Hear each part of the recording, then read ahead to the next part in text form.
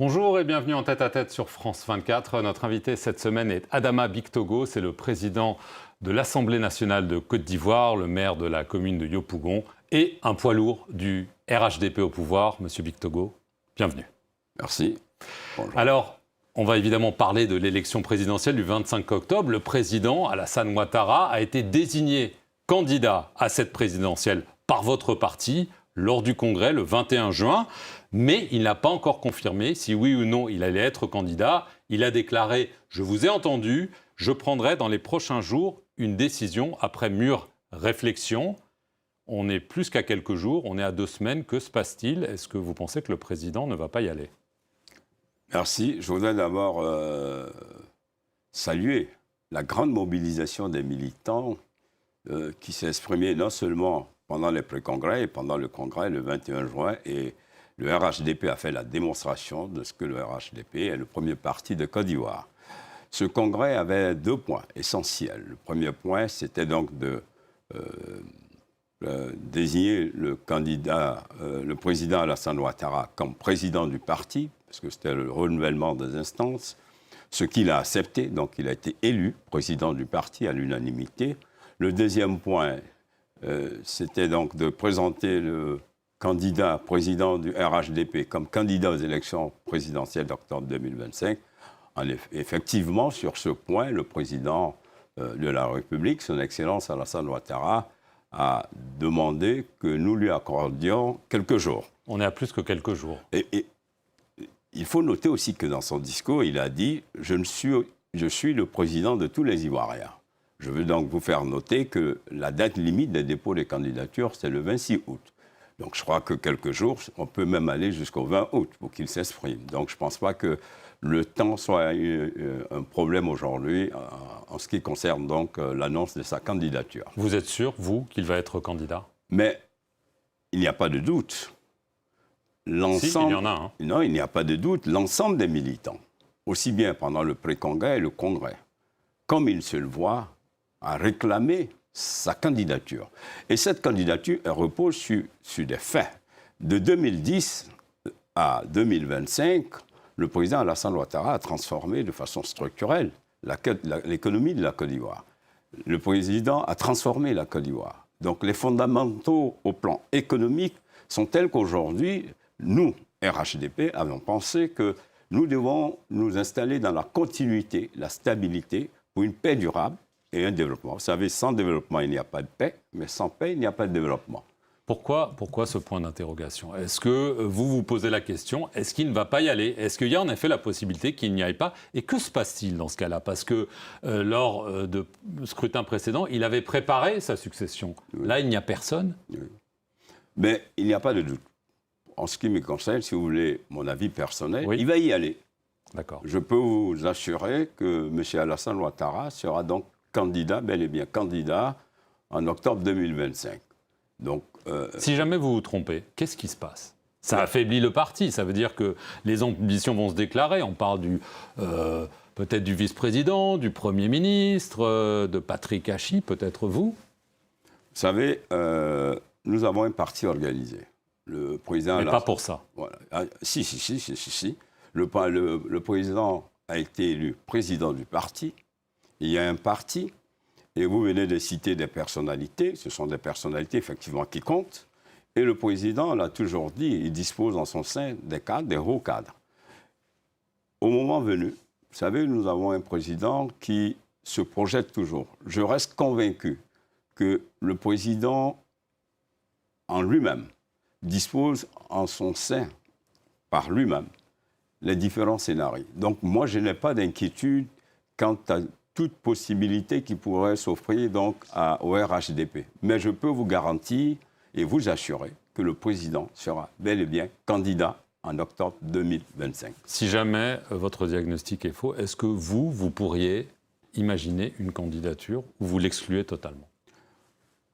Si jamais le président venait à ne pas être candidat, j'appartiens au RHDP et depuis près de 32 ans, j'ai toujours été un homme de mission. Le président m'a toujours confié des missions et je les ai toujours accomplies. L'une de ces missions, c'est bien la mairie de Yopougon, quartier que je n'ai jamais habité, et qui répondait plus de l'opposition. Fief de Laurent Gbagbo. Fief de Laurent Gbagbo. Mais le président m'a envoyé en mission et j'ai gagné. Il m'a envoyé en mission à l'Assemblée nationale. J'ai été élu à 99%. Donc, à chaque fois que de besoin, je réponds à ces appels. Si le président considère que pour telle ou telle mission, je suis l'homme de la mission, parce que la compétence ne vaut que par l'enjeu et le contexte. Si le contexte et l'enjeu fondent que le choix du président doit être ma personne, je répondrai à son appel. Donc je suis un homme de mission aux côtés du président Alassane Ouattara. Le contexte électoral est tendu.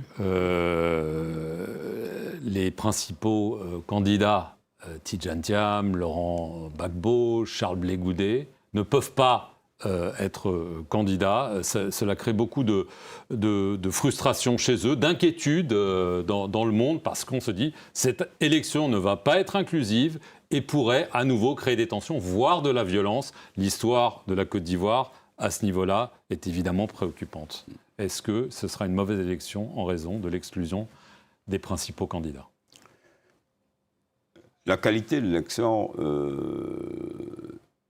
elle est fondée sur le taux de participation, d'une part, la transparence de l'élection pour l'annonce de résultats fiables. Donc, il faut dissocier la qualité de l'élection et de ceux qui doivent y participer. Vous avez cité ceux qui ne participent pas. Permettez qu'en tant que président de l'Assemblée nationale, je sois respectueux de la séparation des pouvoirs. Tous ceux que vous avez cités, pour certains,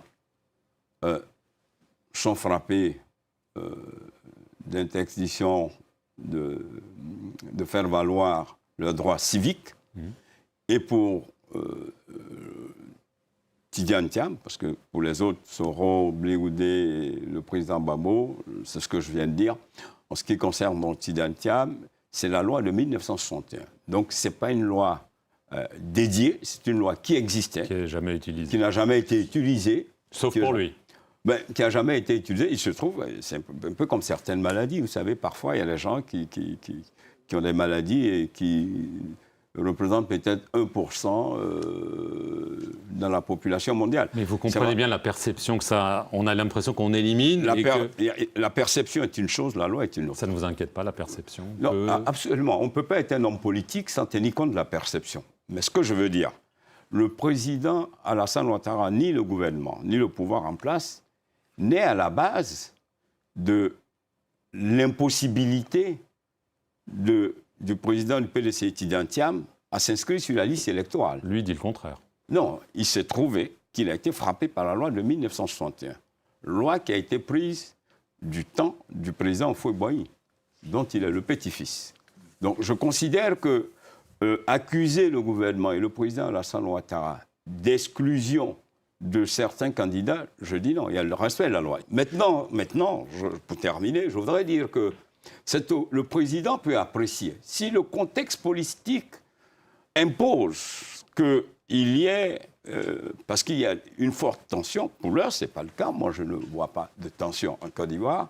Je ne vois pas de grandes préoccupations. Ce que je veux dire, c'est que si, naturellement, le pays se retrouvait dans une situation de tension très forte, en tant que président de la République, il a bâti pendant ces 15 ans la transformation de la Côte d'Ivoire autour d'éléments fondateurs tels que la paix, la stabilité, la cohésion sociale. Donc, il n'y a pas meilleure personnalité plus que le président pour donc maintenir cette stabilité et la paix. Donc, voilà. Dernière question, vous étiez ici en France. L'Assemblée nationale française a voté à l'unanimité un texte de loi prévoyant la restitution du tambour-parleur qui avait été saisi en 1916 durant la période coloniale. Est-ce que c'est juste un geste ou est-ce que vous pensez que ça va ouvrir peut-être des perspectives pour des restitutions pour la Côte d'Ivoire et pour l'Afrique? Oui, je voudrais d'abord dire qu'à l'occasion de l'Assemblée parlementaire francophone, cette visite officielle a permis donc effectivement de bénéficier, d'obtenir donc ce document juridique relevant donc d'une loi adoptée par l'Assemblée nationale, montrant ainsi que l'excellence des relations entre nos deux pays et entre nos deux chefs d'État a permis donc le retour de ce tambour-parleur qui est une symbolique, qui montre qu'en en fait, il y a certes les institutions, mais il y a le respect de nos cultures. Ce tambour est l'expression donc d'une des cultures de la Côte d'Ivoire. Donc nous souhaitons effectivement que ce retour de tambour parlant soit donc le début d'une restitution organisée de l'ensemble de tous nos biens qui se trouvent ici, culturels, en France. Mais je voudrais une fois de plus saluer cette relation que nous entretenons avec la France. Nonobstant les mutations qui se font dans nos pays, il est bon qu'en plus donc de l'excellence de ces relations, que nous puissions revisiter certains supports qui fondent nos relations. Et cela va avec donc l'évolution des choses. Nous sommes dans un nouvel ordre géopolitique, dans un nouvel ordre politique mondial. Donc il est plus que bon que nous renforcions le multilatéralisme, que nous renforcions donc le bilatéralisme. Et comme vous le savez, la Côte d'Ivoire et la France entretiennent des relations historiques et culturelles très soutenues. Et nous pensons que pour la France et pour la Côte d'Ivoire, pour les générations à venir, il est bon, souvent, à chaque fois, chaque dizaine d'années, de revisiter certaines conventions pour que, justement, nous puissions épouser le nouvel esprit qui habite donc l'ensemble des générations des deux peuples. Adama Bictogo, merci beaucoup d'être venu sur le plateau de France 24. Et merci à vous d'avoir suivi cette émission sur nos antennes.